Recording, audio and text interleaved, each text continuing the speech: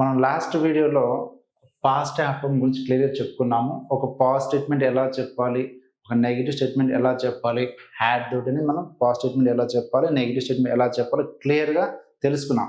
So, మళ్ళీ ఈ వీడియోలో పాస్ట్ స్టేట్మెంట్, నెగెటివ్ స్టేట్మెంట్, అదేవిధంగా పాజిటివ్ క్వశ్చన్, నెగెటివ్ క్వశ్చన్ ఈ నాలుగిటిని ఒకటే వీడియోలో చెప్పి మీకు చెప్తే కనుక ఇంకా క్లియర్‌గా ఉంటుందని చెప్పి నేను ప్రయత్నం చేశాను.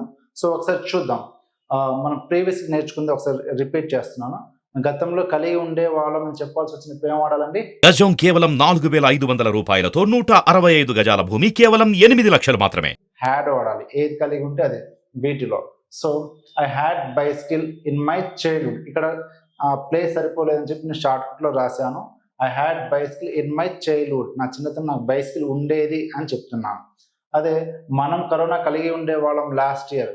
వి had corona last year. She had work yesterday. ఆమె నిన్న పని కలిగి ఉంది అని చెప్తున్నాం. సో, ఈ విధంగా మనం ఒక పాజిటివ్ చెప్పాల్సి వచ్చినప్పుడు ఏం వాడాలి? హ్యాడ్ వాడాలి. గతంలో కలిగి ఉండేవాడిని చెప్పాల్సిన సబ్జెక్ట్ ఎవరైనా రాని I, we, you, they, plural name, he, she, sing ఎవరు వచ్చినా సరే మనం ఏం వాడాలి? హ్యాడ్ తోటి సమానం చెప్పాలి. ఎందుకని గతంలో కలిగి ఉండేవాళ్ళు అని చెప్పాల్సి వచ్చినప్పుడు హ్యాడ్ వాడి ఏం కలిగి ఉండేవాళ్ళు అని చెప్పొచ్చు. బైసికిల్, కరోనా, ఇలా వర్క్ ఇంకేదైనా సరే వీటిలో రిలేషన్షిప్ నాకు బ్రదర్ కలిగి ఉండేవాడిని, లేదా ఒక ఫ్రెండ్ని కలిగి ఉండేవాడిని, ఒక మేనేజర్ పోస్ట్ కలిగి ఉండేవాడిని, అదే డాక్టర్స్ని కలిగి ఉండేవాడిని. నేను ఒక హాస్పిటల్కి మేనేజర్, హాస్పిటల్కి ఎండి అయితే నాకంతా డాక్టర్స్ ఉండేవాళ్ళు. ఇలా ఎవరు ఏది కలిగి ఉండేవాళ్ళని చెప్పాల్సి వచ్చినప్పుడు మనం హ్యాడ్ మాత్రమే చెప్పాలి.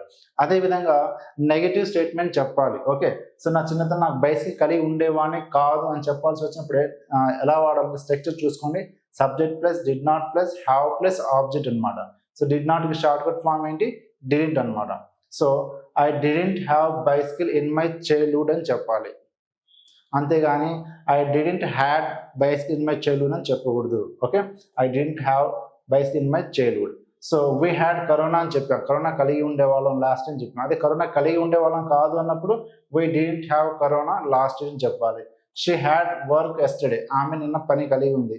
అది లేదంటే she didn't have work yesterday అని చెప్పాలి. సో ఈ విధంగా పాజిటివ్ స్టేట్మెంట్ చెప్పేటప్పుడు హ్యాడ్ వాడాలి.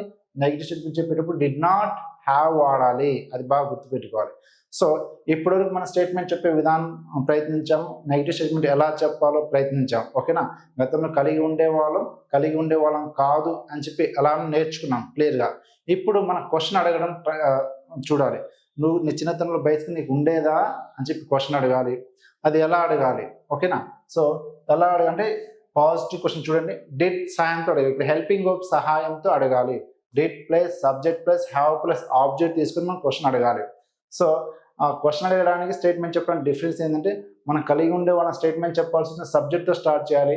కానీ క్వశ్చన్ అడగాల్సి వచ్చినప్పుడు హెల్పింగ్ వర్బ్ సాయంతో అడగాలి. ఏ హెల్పింగ్ వర్బ్ అడగాలి? డిడ్. ఎందుకని డిడ్ తీసుకుంటామంటే మనం పాస్ట్ గురించి మాట్లాడుతున్నాం కాబట్టి పాస్ట్ హెల్పింగ్ వర్బ్ ఏంటంటే డిడ్ కాబట్టి డిడ్ తోటి క్వశ్చన్ అడగాలి. Did plus subject plus have plus object తీసుకుని మనం క్వశ్చన్ అడగాలి. So did you have bicycle in your childhood? నీ చిన్నతనంలో నీకు బైసికిల్ ఉండేదా అని క్వశ్చన్ అడగాలి. దేంతో స్టార్ట్ చేయాలి? డిడ్తో స్టార్ట్ చేయాలి. కామన్గా మనం చేసే మిస్టేక్స్ ఏంటి? You have bicycle in your childhood నా అంటే అది మిస్టేక్ అవుతుంది. అలా కాకుండా డిడ్ తోటి అడగాలి. Did you have bicycle in your childhood? Yes, I had bicycle in my childhood. So మీకు ఆన్సర్ కూడా ఇక్కడ క్లియర్గా చూపిస్తున్నా. ఇలా ప్రయత్నించాలి. So did you have bicycle in your childhood అంటే yes, I had bicycle in my childhood అని చెప్పాలి. ఫర్ ఎగ్జాంపుల్ మనం లాస్ట్ ఇయర్ కరోనా కలిగి ఉన్నామా? Did we have corona last year? దానికి ఆన్సర్ ఎలా చెప్తాం? Yes, we had corona last year అని చెప్పాలి. అదేవిధంగా did she have work yesterday? ఆమె పని కలిగి ఉందా అని అడుగుతున్నాం. దేంతో అడుగుతున్నాం? డిడ్తో అడుగుతున్నాం. ఎవరు కలిగి ఉన్నారు? ఆమె కాబట్టి షీ తీసుకున్నాము. Did she have work yesterday అని చెప్తున్నాం. దానికి సమాధానం ఏం చెప్పాలి? ఎస్, షీ హ్యాడ్ వర్క్ అని చెప్పి. అంతేగాని షీ హ్యావ్ వర్క్ ఎస్టర్డే అని చెప్పకూడదు. హ్యావ్ అంటే ఏమవుతుంది? మళ్ళీ ప్రజెంట్ కింద వచ్చేది.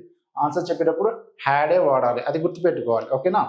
సో ఇప్పుడు మనం క్వశ్చన్ ఒక పాజిటివ్ క్వశ్చన్ అడిగే ప్రయత్నం చేసాము. దానికి ఆన్సర్ చెప్పే ప్రయత్నం చేసాం. అదేవిధంగా నీకు చిన్నతనంలో బైసికిల్ ఉండేది కాదా అని చెప్పి నెగిటివ్ క్వశ్చన్ అడగాలి. సో నెగిటివ్ క్వశ్చన్ అడిగేటప్పుడు జస్ట్ మనం ఏం చేయాలంటే ఎక్స్ట్రా డిడ్ పక్కన నాట్ మెన్షన్ చేస్తే సరిపోతుంది. Did plus not plus subject plus have plus object తీసుకుని క్వశ్చన్ అడగాలి. So didn't you have bicycle in your childhood? నీ చిన్నతనంలో నీకు బైసికిల్ ఉండేది కాదా అంటే డిడ్తో అడగాలి. ఒకవేళ ఉండేది కాదనుకో no I didn't have bicycle in my childhood అని చెప్పాలి. సో నెగిటివ్ స్టేట్మెంట్ చెప్పేటప్పుడు సబ్జెక్ట్తో స్టార్ట్ చేస్తున్నాం. క్వశ్చన్ అడిగేటప్పుడు దేనితో స్టార్ట్ చేస్తున్నాము? డిడ్తో స్టార్ట్ చేస్తున్నాం. Okay, so the second question చూసినట్టయితే didn't we have corona last year, మనం కరోనా కలిగి ఉండేవాళ్ళం కాదా? No we didn't have corona, మనం కరోనా కలిగి ఉండేవాళ్ళం కాదు అని చెప్పాలి. So didn't she have work yesterday, ఆమె పని కలిగి ఉండేది కాదా అంటే no she didn't have work yesterday అని చెప్పాలి. సో ఈ విధంగా మనం క్వశ్చన్ అడగాల్సి వచ్చినప్పుడు డిడ్తో అడగాలి positive question, negative question did నాట్తో అడగాలి. ఆన్సర్ చెప్పేటప్పుడు సబ్జెక్ట్తో స్టార్ట్ చేయాలి, నెగిటివ్ ఆన్సర్ చెప్పేటప్పుడు కూడా సబ్జెక్ట్తో స్టార్ట్ చేస్తాం కాబట్టి డిడ్ నాట్ హ్యావ్ అని చెప్తాం. సో ఇది మనం పాజిటివ్ క్వశ్చన్ చెప్పే విధానం, నెగిటివ్ స్టేట్మెంట్ చెప్పే విధానం. ఓకేనా? So I hope you clearly understand. For example ఇప్పుడు నేను మీకు క్వశ్చన్స్ అడగడానికి ప్రయత్నిస్తాను, మీరు ఆన్సర్ చెప్పడానికి ట్రై చేయండి. ఓకేనా? Did you have laptop last year? చెప్పండి. Yes I had laptop last year అని చెప్పాలి. Did she have mobile last week అని అడగాలి, దానికి ఆన్సర్ ఏం చెప్తాం? Yes she had mobile last week అని చెప్పాలి. అతనికి జాబ్ లేదా ఉండేది కాదని అడగాలి. సో ఎలా అడుగుతాము? Didn't he have job last week అని చెప్పాలి. No no he didn't have job last week అని చెప్పాలి.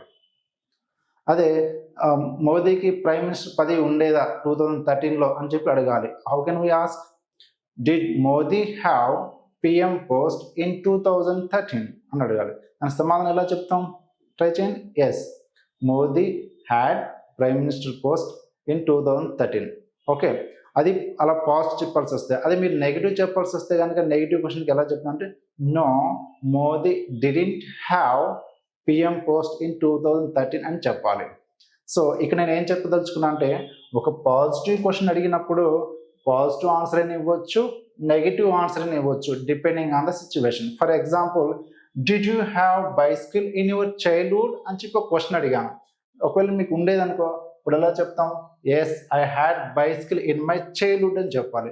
ఒకవేళ నేను బైసికల్ కలిగి ఉండేవాడిని కాదు, నెగిటివ్ సమాధానం చెప్పాల్సి వస్తే no I don't have bicycle in my childhood. అంటే ఒక పాజిటివ్ క్వశ్చన్ అడిగినప్పుడు depending on the situation you can say positive statement either negative statement. Okay, అదేవిధంగా మనం నెగిటివ్ క్వశ్చన్ అడగాల్సి వచ్చినప్పుడు so did you have bicycle, నువ్వు బైసికల్ కలిగి ఉండేవాడి కాదా అంటే నెగిటివ్ క్వశ్చన్ అడిగినప్పుడు నువ్వు పాజిటివ్ ఆన్సర్ అని ఇవ్వచ్చు, నెగిటివ్ ఆన్సర్ అని ఇవ్వచ్చు depending on the situation. But కొంచెం బాగా ప్రాక్టీస్ అవ్వడం కోసము, మోర్ క్లారిటీ రావడం కోసము పాజిటివ్ క్వశ్చన్కి పాజిటివ్ ఆన్సర్ ప్రాక్టీస్ చేయండి, నెగిటివ్ క్వశ్చన్కి నెగిటివ్ ఆన్సర్ ప్రాక్టీస్ చేయండి. ఓకే, సో ఇప్పుడు సిస్టమ్ అర్థమైన తర్వాత మనం ఏం చేయాలి? వీ షుడ్ ప్రాక్టీస్ మోర్ అనమాట. సో మనం ఎంత ఎక్కువగా ప్రాక్టీస్ చేస్తే అంత బాగా క్లారిటీ వస్తుంది. కాబట్టి మన సిస్టమ్ అర్థమైంది కదా. సో సబ్జెక్ట్స్ ఏం వాడుతున్నాం, హావ్ ఫార్మ్స్ ఏం వాడుతున్నాం, ఆబ్జెక్ట్ ఏం వాడుతున్నాం, క్లారిటీ వచ్చింది కదా. ఇక ఏం చేయాలంటే మనం డిఫరెంట్ సబ్జెక్ట్ చేంజ్ చేసుకుంటూ మనకు ఉన్నటువంటి ఆల్ సబ్జెక్ట్ చేంజ్ చేసుకుంటూ you should practice more. Professions, designation, relationship, things, animals, trees, వీటన్నిటిని ఎగ్జాంపుల్స్ తీసుకొని మోర్ ఎగ్జాంపుల్స్ మీరు ప్రాక్టీస్ చేస్తే కనుక మీకు బాగా క్లారిటీ వస్తుంది. Okay, so I hope you clearly understand this session. Okay, so thank you.